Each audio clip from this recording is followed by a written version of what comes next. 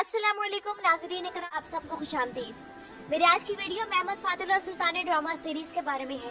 मेरी आज की वीडियो मोहम्मद फातिल और सुल्तान ड्रामा सीरीज के एपिसोड 69 का रिव्यू है। लेकिन नाज़रीन इकराम, इस ड्रामे के रिव्यू से पहले मैं अपनी वीडियो का आगाज करूंगी एक इंतहाई अफसोसनाक खबर के साथ। क्या में से जिन लोगों ने कुरैश उस्मान सीरीज देख रखी होगी वो साउची बे के किरदार को जरूर जानते होंगे। ये वो किरदार था जिसने सीजन 2 में मद्दाहों की नजरों में कुद्दूस बे से भी ज्यादा अपना मकाम बनाया था। और सीजन 2 में पहले साउची बे के बेटे बेहोजा और फिर साउची बे की अफसोसनाक मौत ने हमारे दिलों को बहुत मुतासिर किया था। तो नाज़रीन इकराम, इंतहाई अफसोस के साथ मैं आप लोगों को ये इत्तला देने जा रही हूँ कि साउची बे का किरदार अदा करने वाला अदाकार, जिनका असल नाम कान बुलंद गौरकम अरसलान है, वो हम में नहीं रहे। कल दोपहर मुझे अपनी किसी वीडियो के एक कमेंट का नोटिफिकेशन आया जिसमें लिखा था साउची बे हैज डाइड। मैंने फौरन सर्च किया तो पता चला कि तकरीबन 1 घंटे पहले ये अदाकार इस दुनिया से जा चुका है। और इनकी मौत के हालात ये बताए जा रहे हैं कि गुज़िश्ता रात वो इस्तांबुल के इलाके में अपने घर पर अचानक बीमार हो गए और तबीयत बिगड़ने पर इन्हें फौरी तौर पर अस्पताल मुंतकिल किया गया। डॉक्टरों ने उन्हें बचाने की भरपूर कोशिश की लेकिन वो जिंदा ना रह सके और इनकी मौत की वजह वो शदीद हार्ट अटैक बताया जा रहा है जो इन्हें हुआ। इनकी वफात की खबर से इनके मद्दाहों को बहुत शदीद सदमा पहुंचा और इसके अलावा इनके साथी अदाकार ताज़त के लिए इनके घर पहुंचे। इन अदाकारों में सलीम बेरफ्तार यानी कि जानदारली पे, साइगिन सोयसाल और मोहम्मद अली नूर ओगलो यानी कि नूरुद्दीन जंगी वो इंतहाई गमज़दा नजर आए।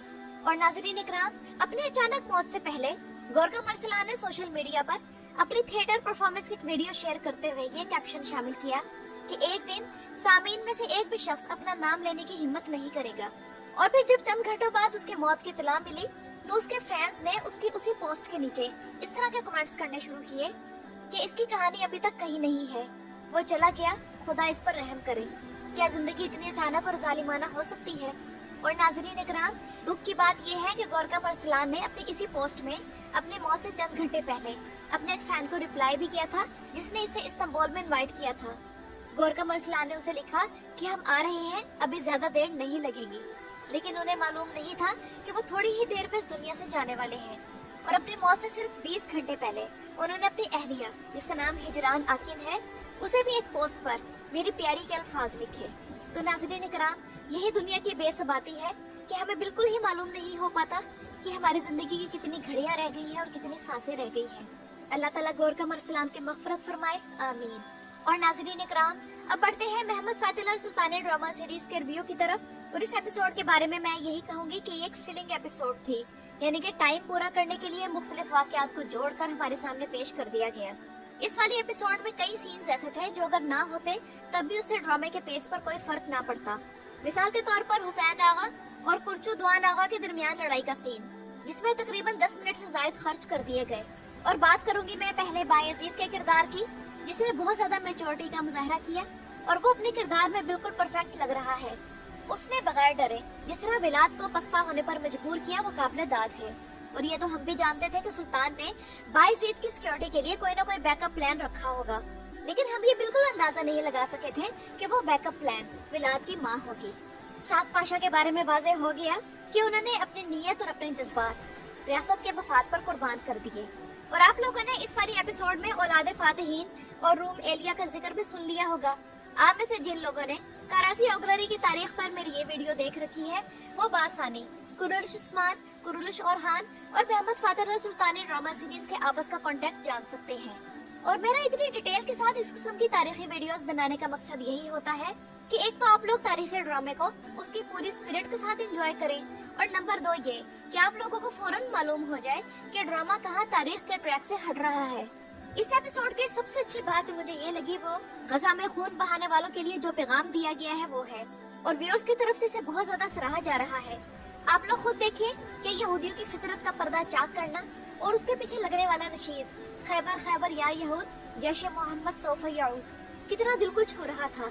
और इसके अलावा सुल्तान बायजीद के मुंह से भी खैबर का तस्करा करवाया गया। तो इस सीन के जरिए इस्लाम की मुनज़्ज़म और बावकार नुमाइंदगी की गई जिस पर टीम को दाद देनी बनती है। जबकि बायजीद का किरदार अदा करने वाले बच्चे की बेहद तारीफ हो रही है और इतनी कम उम्र में वो इतनी कमाल की अदाकारी कर रहा है कि हम हैरान रह गए हैं। लेकिन इसी एपिसोड में कुछ चीजें ऐसी थी जिन्होंने मद्दाहों को बहुत मायूस किया है। अब आते हैं गुलशा खातून की तरफ, जिसके बारे में जब ये खबर मिली थी कि वो उम्मीद से है तो तभी मैंने अपने रिव्यू की वीडियो में कह दिया था कि हो सकता है कि ये बच्चा पैदा ही ना हो, क्योंकि तारीख में गुलशा खातून की सिर्फ एक ही औलाद का जिक्र था और वो शहजादा मुस्तफा था, जबकि प्रिंसेस रोज का तारीख में एक ही बेटा था जिसका नाम शहजादा जैम था। और आप लोग खुद देखें कि गुलशा ने अपना दुपट्टा यानी कि दुल्हन वाला घूंघट प्रिंसेस रोज को पहनाकर एक तरह से अपना मुकद्दर भी उसके साथ बांध दिया, क्योंकि तारीख के मुताबिक आगे जाकर ये दोनों मलकाएं अपने अपने शहजादों को खोकर तारीख के स्टेज से हट जाएंगी। लेकिन नाज़रीन इकराम, सोशल मीडिया पर इस वक्त गुलशा खातून सख्त तनकीद की जद में है और कहा जा रहा है कि लगता है प्रोड्यूसर ने सारा इख्तियार स्क्रिप्ट राइटर के हवाले कर दिया है और ऐसा लगता है कि गुलशा खातून के किरदार को स्क्रिप्ट राइटर की तरफ से किसी खास किस्म की रायत हासिल है और प्रोड्यूसर भी इस पर राजी है, क्योंकि पहली तनकीद तो इसी बात पर है कि जो बच्चा तारीख में था ही नहीं उसके लिए रोने धोने के मनाज़िर दिखाए जा रहे हैं और किसका इतना ज्यादा वक्त बर्बाद किया गया। और बहार खातून जो कि तारीख के मुताबिक भी सुल्तान फातिह की पसंद थी, तो गुलशा खातून को उस पर तरजीह क्यों दी जा रही है, इसके बारे में मैं आप लोगों को अपने एक वीडियो में पहले बता चुकी हूँ कि साफ जाहिर है कि इस तरह के टर्किश ड्रामों में राइटर्स का वाज़ेह झुकाव तुर्क किरदारों की तरफ होता है। जिस तरह के महमूद पाशा जो कि तारीख में गैर तुर्क किरदार था, उसे उतनी ज्यादा स्ट्रेंथ के साथ नहीं पेश किया जा रहा जिस तरह जानदारले को पेश किया गया था, क्योंकि वो असलन तुर्क था। लेकिन नाज़रीन इकराम, अगर हम लॉजिकली देखें तो काफी साल पहले बहार खातून को मासिया भेज दिया गया था और बहार खातून के मासिया जाने के बाद गुलशा खातून ही वो बीवी थी जो सुल्तान फातिह के साथ रह रही थी। तो इतने अरसे से सुल्तान फातिह की वाहिद बीवी के तौर पर उनके साथ रहने के बाद अगर अब सुल्तान की मोहब्बत गुलशा की तरफ ज्यादा दिखाई जा रही है तो इसमें हैरानी की कोई बात नहीं। वो कहते हैं ना, आँख हो जल पहाड़ हो जल।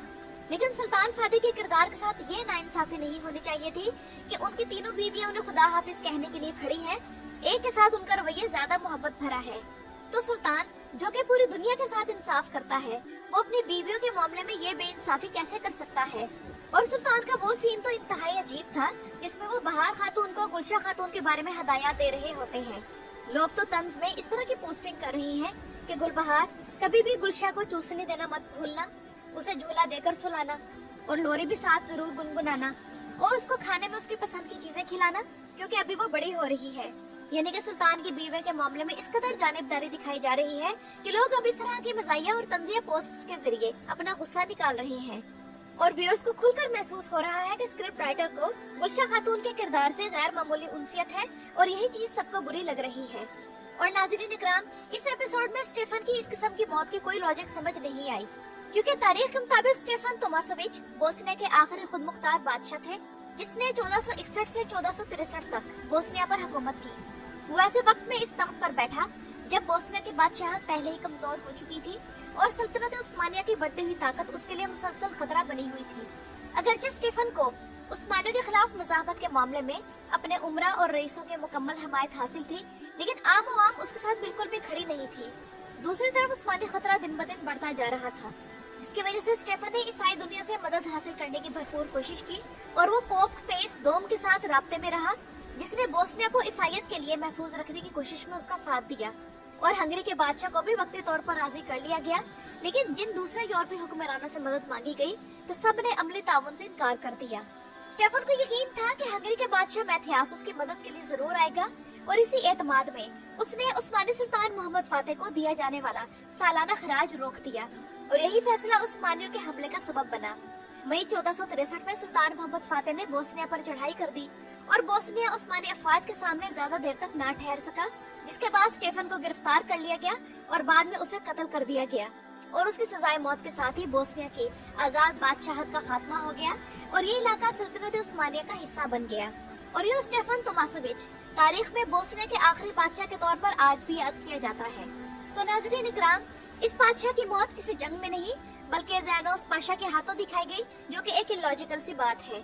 इसके अलावा बिलात के किरदार को भी जाया किया जा रहा है कि जैसे वो कोई आम सा किरदार हो और इधर से उधर और उधर से इधर सफर करता रहता हो। यहाँ तक कि इस एपिसोड में रादो भी इतने बड़े हमले की कोशिश के बाद फरार होने में कामयाब हो गया और रादो की अनाज के गोदाम पर हमले के सिनेरियो को इस कदर बचकाना अंदाज में लिखा गया कि हम हैरान रह गए।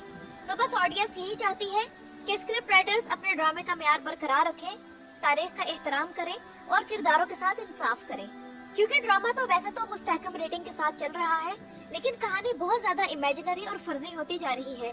खास तौर पर गुलबहार खातून के साथ रवैया तारीखी हकायक से काफी दूर है। तो नाज़रीन इकराम, ये तो थी मेरी आज की वीडियो।